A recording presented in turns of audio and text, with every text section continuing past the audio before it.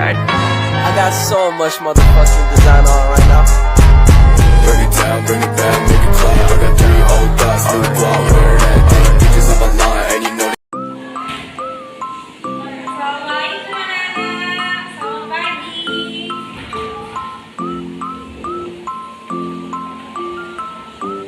Oke baik, apa kabarnya hari ini? Kabarnya hari ini? Baik, Bu. Oke, sebelum kita memulai pelajaran kita pada pagi hari ini, alangkah baiknya kita berdoa terlebih dahulu. Untuk kelasnya boleh bikin doa. Baik, Bu. Bismillahirrahmanirrahim. Raditu billahi robba wa bil islami dina wa bi muhammadin nabiyya wa rasulah rabbil zidni ilma warzuqni fahma amin ya rabbal alamin.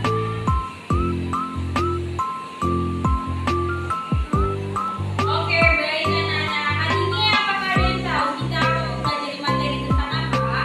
Tidak, Bu.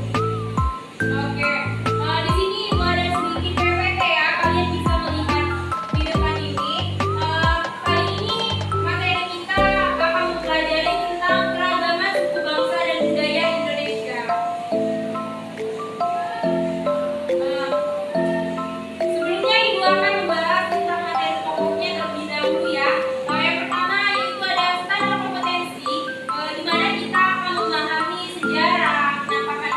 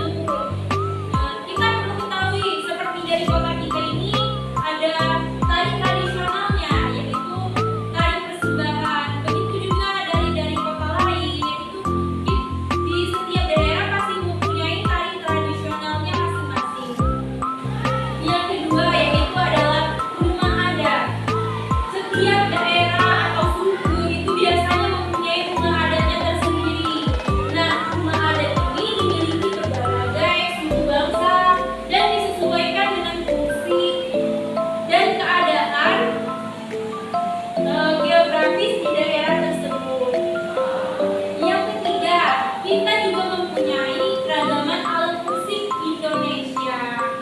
Nah, di sini adalah sebuah karya seni yang lahir dan berkembang dari budaya daerah tertentu yang kemudian diwariskan juga secara turun-temurun ya anak-anak.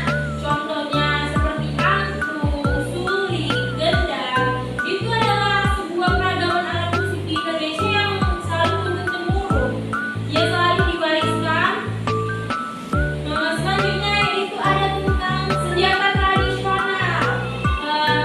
Senjata tradisional ini adalah salah satu produk kebudayaan yang sering menandakan suatu fungsi sosial. Selain dapat digunakan untuk berlindung dari serangan musuh, senjata tradisional kita itu juga biasanya digunakan untuk kegiatan seperti berladang, berburu, hingga untuk keperluan upacara adat pun bisa kita gunakan dengan senjata tradisional kita ini anak-anak. Yang selanjutnya di sini anak-anak ibu juga harus perlu mengetahui yaitu apa saja sih bentuk-bentuk keberagaman sosial dan budaya yang ada di Indonesia. Yang pertama yaitu ada wujud kebudayaan kita. Yang pertama, di sini ada sistem budaya yang merupakan wujud ideal dari kebudayaan yang mempunyai ciri abstrak. Contohnya ide-ide, gagasan, nilai, norma, peraturan, dan lain sebagainya. Yang kedua yaitu ada sistem sosial yang merupakan wujud kebudayaan sebagai aktivitas serta tindakan berpola dari manusia dalam masyarakat. Sebagai contoh adalah aktivitas manusia bergaul dan berinteraksi berdasarkan adat dan tata kelakuan. Di sini adat dan tata kelakuan kita itu sangat penting ya anak-anak. Itu sangat bisa kita terapkan di masyarakat. Yang ketiga itu ada tentang artefak, merupakan wujud kebudayaan sebagai benda yang dapat dilihat sejarah dengan jelas dan dapat diraba. Contohnya itu ada yang tahu apa? Tidak, Bu. Oke, contohnya itu seperti Candi Borobudur, wayang, perahu pinisi, dan lain sebagainya. Karena Candi Borobudur, wayang, perahu itu adalah salah satu kebudayaan kita yang dapat kita lihat secara langsung, yang secara jelas dan dapat kita raba. Maksudnya dapat kita pegang lah kayak gitu ya. Selanjutnya masih tentang faktor yang mempengaruhi keberagaman, yaitu ada tentang kondisi kepulauan Indonesia kita. Indonesia di sini terdiri atas beribu-ribu pulau, makanya sering disebut negara kepulauan. Mungkin anak-anak sudah sering mendengar kalau Indonesia itu adalah julukan dari negara kepulauan, karena pulaunya emang sangat banyak. Kepulauan Indonesia ini merupakan gugusan yang terpanjang dan terbesar di dunia. Kondisi inilah yang menyebabkan munculnya keanekaragaman budaya kita. Pulau-pulau di Indonesia juga dikelilingi oleh lautan, sehingga penduduk atau masyarakat di setiap pulau itu dan menetap terpisah satu sama lain. Selanjutnya, penduduk membentuk suku sendiri-sendiri. Setiap suku tentu saja memiliki kebiasaan hidup dan adat istiadat yang berbeda-beda. Tetap di faktor yang mempengaruhi keberagaman. Yang kedua yaitu kontak dengan negara lain. Kita interaksi sosial merupakan salah satu faktor yang penting mendasari aktivitas sosial dalam memenuhi kebutuhan hidup.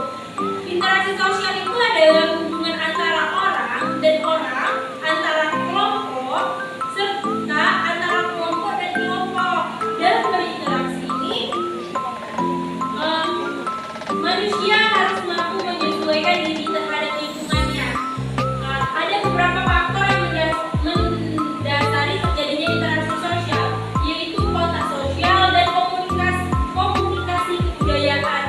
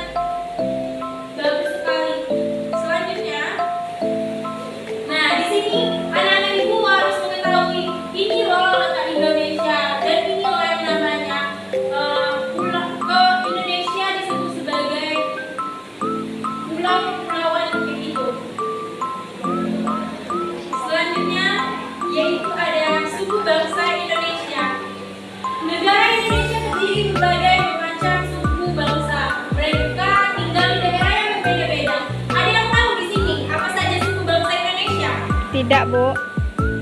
Waduh, bahaya nih. Banyak yang tahu. Ya udah di sini Ibu jelaskan ya. Suku kita itu sangat banyak. Salah satunya ada suku Jawa, suku Sunda, suku Batak, Minangkabau, Aceh, Ambon, Bali, Baduy, dan masih banyak yang lainnya ya anak-anak. Di sini ada contoh keragaman budaya Indonesia. Salah satunya adalah melalui pakaian adat kita. Dari sini bisa Nana Ibu lihat ya. Ini adalah salah satu contoh pakaian adat kita dari Aceh, yang ini Jawa Tengah, ini Bali, Jawa Timur, Kalimantan, dan Papua. Selanjutnya itu ada rumah adat. Rumah adat kita juga berbeda-beda. Setiap provinsi pasti mempunyai rumah adatnya masing-masing. Seperti ini. Di sini ada rumah adat Sumatera Barat. Dan selanjutnya yaitu Jawa Tengah, rumah adat Bali, dan rumah adat Papua. Selanjutnya ini adalah menghargai keragaman suku bangsa dan budaya Indonesia. Indonesia kita ini memiliki keragaman suku bangsa dan budaya. Keragaman tersebut merupakan kekayaan bangsa Indonesia. Oleh karena itu, kita harus menjaga dan melestarikannya. Cara menghargai keragaman suku bangsa dan budaya Indonesia yaitu dengan cara kita tidak boleh mencela kebiasaan atau tradisi yang berlaku di masyarakat.